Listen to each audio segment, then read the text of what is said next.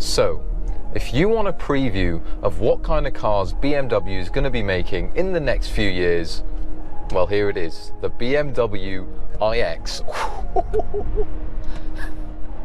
And it's fast. The iX is a brand new BMW X5 sized electric SUV, and as you can see, it packs quite a punch.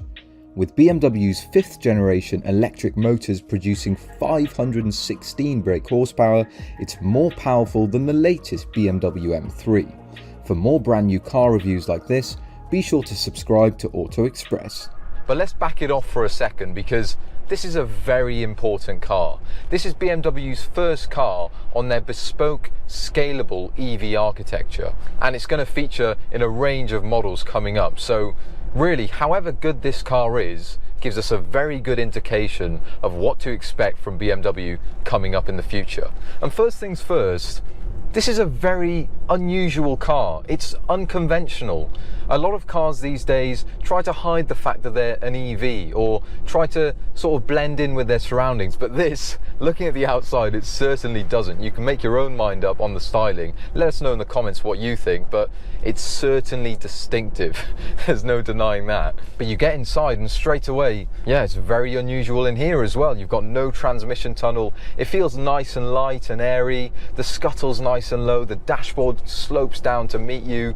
You've got good visibility. And this is a very big car. It's a large SUV, weighs well over 2 tons.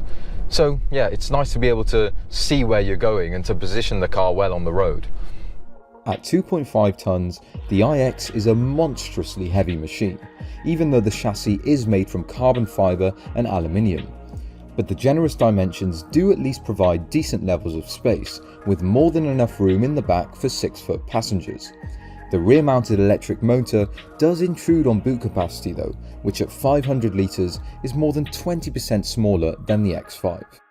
But we'll talk a bit more about the cabin later, but the first thing you notice when you set off in the iX is quite incredible levels of refinement. I mean, look, we just went over a railway bridge and didn't even feel it. The ride is serene.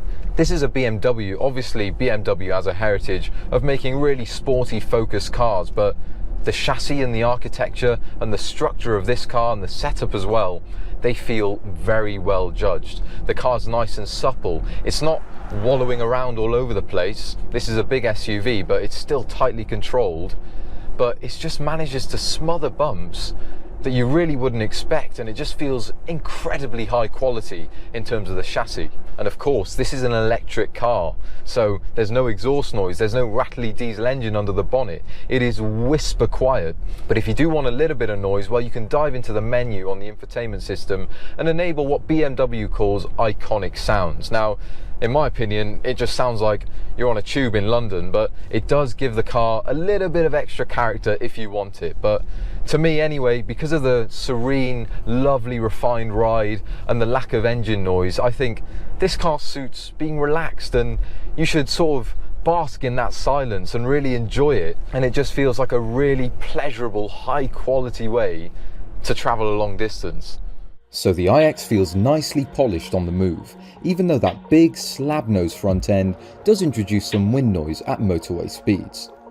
But of course, BMW, the tagline is the ultimate driving machine. And looking at this car, I mean, it's well over 2 tons. It's a high-riding SUV. You're not going to expect it to live up to the tagline. And to be honest, it doesn't. It's not a super engaging car. You wouldn't expect that. But I will say that the dynamic quality is very impressive. So for example, the steering, it's totally lifeless. It's an electrically assisted rack, so you'd expect that. But one thing it is accurate, and that's very important when you're driving a large car like this. It means that you can place it between the white lines without worrying about the thing, and it just feels smaller than it is, which is very useful. You can stick the steering in sport, which adds a bit of artificial weight, but it always feels synthetic, and it never gives you true information of the front axle. So right now we're just driving down the road in silence. We've got a lovely huge infotainment screen. We've got a Bose & Wilkins hi-fi if you want to play some music as well. But all of a sudden, all hell breaks loose when you hit the throttle. Wow. This thing is incredibly fast.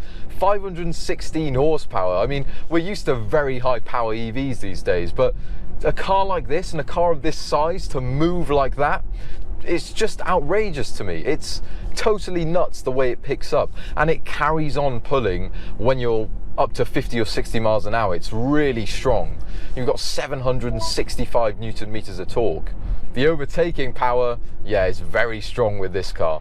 Claimed performance figures for the eDrive 50 version we drove are 0 to 62 miles an hour in 4.6 seconds, with a limited top speed of 124 miles an hour. Thanks to the instant torque, it feels a chunk quicker than those figures, and on the Autobahn, the iX barrels into its limited top speed with power to spare. So you've built up all that speed, and now you're arriving at a corner, and well, this car has lots of different regeneration settings, so you can go into the menu and choose between low, moderate and high regen settings, and that really affects the way the car responds when you let off the throttle. In the high settings, it's almost like you're brushing the brakes. It's quite a severe deceleration, so it can make making progress on a nice country road quite entertaining actually, because you never touch the brake, you're just hovering on and off the gas, and the car is sort of slowing down for you, so that's pretty nice. So if we go to sport mode, we get firmer dampers, we get increased response from the powertrain, and yeah, it's not exactly a hot hatch, but you get more roll support and the car is willing to be hustled. You don't really want to push it properly hard because then you feel the weight start to move around. Of course, that mass is still there, and even though this car has a very low center of gravity because of those floor mounted batteries, yeah, it does wallow a bit and you do sort of unsettle the car and it feels a bit wayward when you're pushing really hard. But again, that is not what this car is about. It's a BMW, but it's a refined BMW, and you're meant to do long distance, cruising comfort, and with lots of tech and lots of refinement as well, and it really fits that brief. And when you do back off, you have a much better chance of getting close to the eDrive 50's claimed range of 380 miles. After a 154 mile drive with a mix of motorway cruising, city driving and B-road blasting, the iX gave an indicated range of 170 miles, with 49% battery remaining. With 195 kilowatt rapid charging capability, an extra 90 miles can be added in just 10 minutes. But key to that long distance prowess is this new cabin, and like I said before, this is a really interesting looking, nice place to sit. And even though there aren't buttons everywhere, there's a lot of tech, and it's all embedded in this new eDrive infotainment system. So you've got two big crystal clear displays, one for the gauge cluster and one for the main infotainment screen. And I have to say, there is a lot of information going on here, and it's a touch screen, you can quickly swipe through the menus, it's all nice and responsive, but yeah, there's just a lot of info and a lot of sub-menus to navigate, and when you're driving a big, fast car like this, it can be a little bit distracting. And the gauges themselves, I mean, BMW have recently moved to this sort of hexagonal arrangement with the dials, and it's just much less clear. At £92,000, the iX eDrive 50 does not come cheap. But if you can get past the looks, then this is a very compelling package with strong range, a quality interior and blistering pace. The new architecture is also standout, so things are looking good for BMWs of the future.